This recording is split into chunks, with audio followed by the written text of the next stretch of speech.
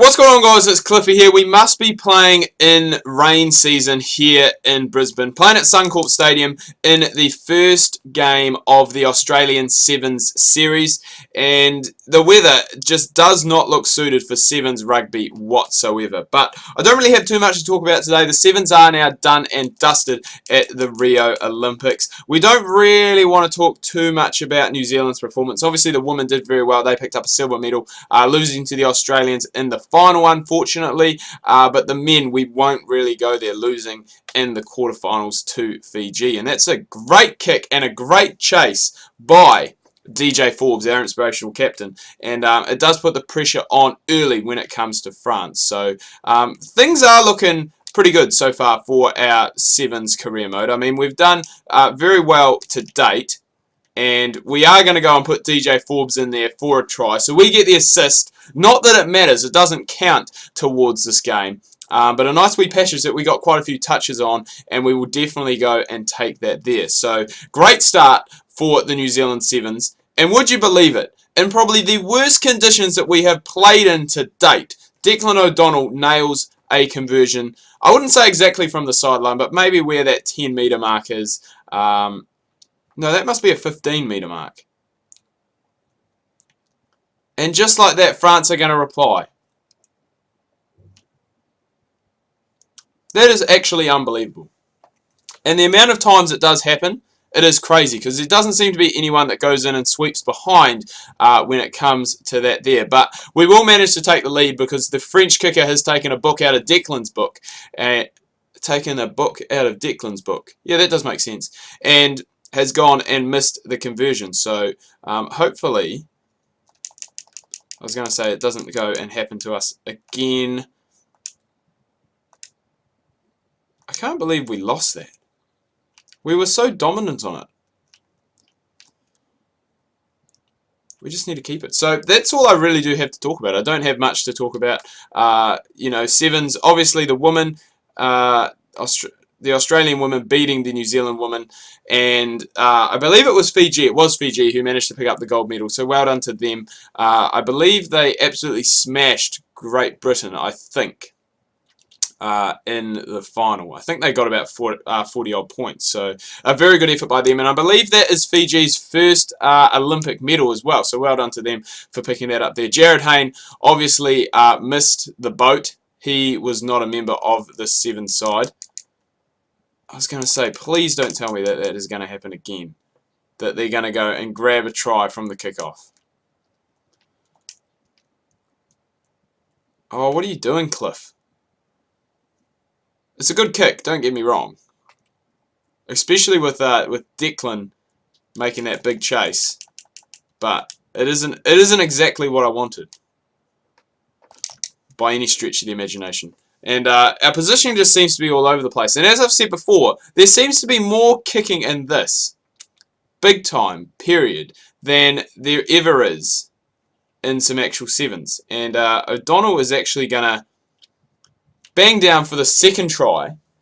And that is almost a length of the field try, 22 to the try line for Declan O'Donnell. And let's see if he's got his kicking boots on now.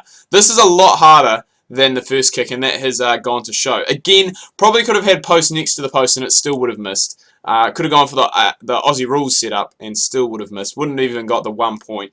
But hey, we can't complain about that. We are now back in the lead, and oh, unlucky DJ. Thought we had that. Drive, boys. Get them forward. Tap that controller. Look at this maul. It's still going. Beautiful. Great drive. That drive went for about 15 metres. Cliffy, what have you done? It's alright. We haven't lost the ball. We're still in position, and we do only have about 2 minutes left to go. And I'm honestly not sure what's happening. I've had the ball knocked out of my hands twice now in the last 2 tackles. And we are actually going to go in. The corner, again, for the 5th try of the game, our 3rd, France have got 2, and that puts us out 17-10 victors. And again, I want to say I had a little bit of involvement in that, but really I didn't. It was basically my knock on.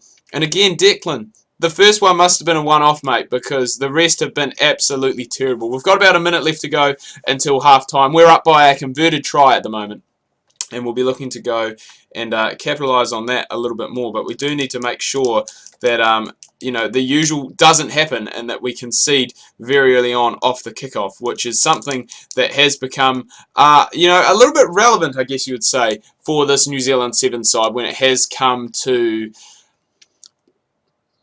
I guess, defence off the kickoff is a word that I'm looking for. It has been very shoddy, to say the least. So hopefully we can get a good scrum here. We've got a good blind side. I don't know how quick my guy is and if we'll be able to get around the outside, but that's not the way we've gone anyway, and we've just passed it out. I must say, between Declan O'Donnell and Rika Iani, or whichever Iani brother is playing, we have some absolute speedsters who are playing at fullback or playing at sweeper, whatever you want to call it, because he has just gone there and absolutely paced the guy. He's just gone around him, and if he takes a little bit of extra time here, I was going to say we will be able to go into the halftime sheds, bang on the hooter, which is what we like. We like to head in, especially to get out. I was going to say head into the sheds, but they don't actually do that in sevens. It's just a wee little meeting in the middle of the field. So we're going to stay in the wet, and that's all right. We don't mind that too much. We do not mind the rain. It's helped us so far today. It's allowed us to play, I must say, still a pretty expansive game of rugby. It's still allowed us to play pretty free-flowing. I'm going to try and block this guy off, but you can't do that. He just seems to run through my player. DJ Forbes, I believe, gets his second. New Zealand, we get our fifth, and just absolutely smashing at the moment, boys. 27-10 against this French side, which we should be, it should be a little bit closer. The French side, obviously a very good side, and Declan, you beauty, you've kicked one, 2 from 5, and that's why the big fist pump has come out, because he's made his second conversion of the game. Not really something that you should be too totally proud of, to only kick 2 conversions in a game, but I was going to say, how I didn't complete that turnover. France must have been holding on to the ball, but we have won it, and I mean, what else do you do in sevens? You just go for the tap. What else can you do? It's not like you're going to take a shot at goal. I don't think I've ever seen a penalty goal taken in sevens. Can someone let me know down in the comments if they have ever seen it? But I just don't think it happens. Obviously, the quick tap is something that just would be a lot more frequent, I guess you would say, and something that would be taken to more catch the opponents off guard. I think even penalties, most of the time, it is very rare for players to kick to touch and I guess form a line out. Possibly take a scrum, because it does eliminate 3 players very early on. And if you can get it right, like if you can get a good scrum, in this situation here, you can get 2-on-1 very quickly if the halfback does his job properly. And we've actually missed out on a try there in the corner. I was going to say, if the halfback does his job properly and, just gets good service off the back and moves to the blind side, all of a sudden you've got a 2-on-1 overlap. And it is going to be very easy to be able to obviously outnumber that player, because it's 2-on-1, a very short distance to the try line, only about 10-15 metres, and you can just do it quite easily. But, quite often the halfback won't go and pick it up off the back of the ruck. That's something we've seen quite a lot of today. We've seen quite a lot of handling errors, which is something we are not used to. I'm guessing it probably has something to do with the conditions. It is absolutely bucketing down here at Suncorp. And again, we're in another good position. This is exactly the same as the last one. Got about 15 metres to the try line, and we do have a good blind side to work with here, but we're not going to take it. Instead, we are going to wrap around, try and get the fend on, but we couldn't quite get through there. And it's been turned over by the French, who kick it into touch, but that's alright. It does wear down the clock a little bit, and I don't know what that guy's got going on with his mutton chops. But great hairstyle, bro. Absolutely love it. Absolutely love it. I thought I was thrown in, but I was just the guy at the back. Go, Cliffy! Yes! Finally! We get a try. We get our first try of the game. I believe that is New Zealand's 6th of the game to France's 2, and we're just walking all over them, which is what we like to see. 34-10, kick still to come, and about 2.5 minutes left to go. So still time for more, still time for France to come back. That's something you cannot do in sevens. You cannot rest on your laurels because it is so quick, and you can, you know, see, I wouldn't say a lead like this. 24 points is a big lead, and it would be very rare to see that there just disappear.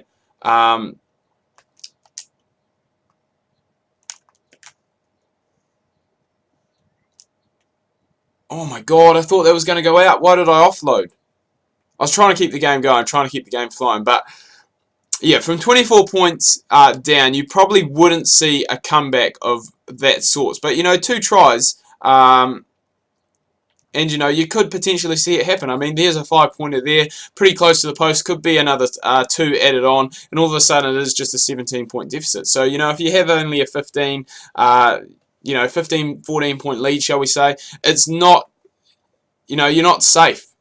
The way the French are kicking today, you know, we can be pretty safe to know that it is going to take them a long time. Still 4 tries, essentially, the difference, because we don't expect them to make a conversion. And in weather like this, you know, you don't really expect that to happen. So, but the handling errors have really been up compared to usual. Normally, we are not used to seeing this many handling errors, as I did say earlier on. But I think the wet weather conditions have really just gone and haven't helped. You know, we have still seen a very high-scoring game, 34-15, inside the allotted time.